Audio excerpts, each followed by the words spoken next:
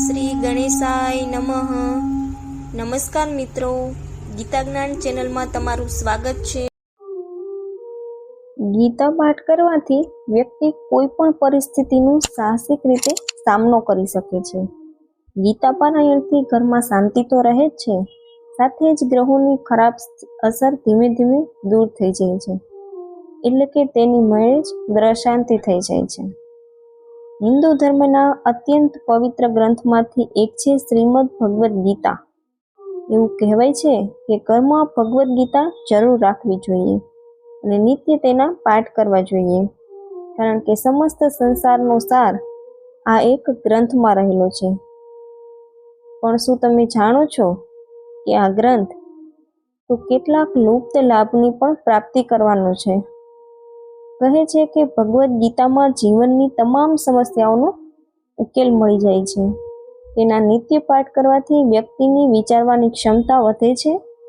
પણ વાસ્તવમાં ગીતા પઠનથી જે વ્યક્તિ પર, તેમના પરિવાર પર સકારાત્મક અસરો જોવા મળે છે.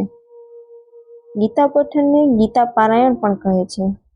માન્યતા અનુસાર આ ગીતા પારાયણથી વ્યક્તિને એવા લાભની પ્રાપ્તિ થાય છે જેની તેને જાણ સુદ્ધા નથી હોતી. તો ચાલો આપણે જાણીએ ગીતા પારાયણના ફાયદા. ગીતા પાઠ કરવાથી વ્યક્તિને જ્ઞાનની પ્રાપ્તિ તો થાય જ છે, સાથે તેને મનની શાંતિ પણ મળે છે. નિત્ય ગીતા પાઠ કરવાથી જીવનની તમામ સમસ્યાઓનો ઉકેલ મળી જાય છે. નિયમિત રૂપે ગીતા પાઠ કરવાથી મનુષ્યને શારીરિક અને માનસિક કષ્ટોમાંથી મુક્તિ મળી જાય છે. ગીતા પાઠ કે ગીતા પારાયણ તમને સફળતાની તરફ દોરી જાય છે. તે જીવનમાં સફળતાના તમામ દ્વારને ખોલી દે છે.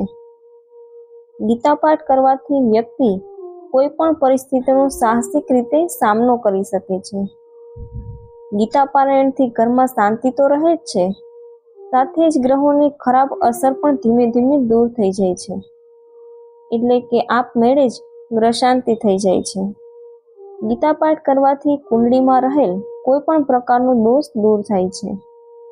ગીતા પાઠ કરતી વખતે હાથમાં નાળાછડી બાંધવાથી કોઈ પણ પ્રકારની નકારાત્મક ઉર્જા તમારાથી દૂર રહે છે.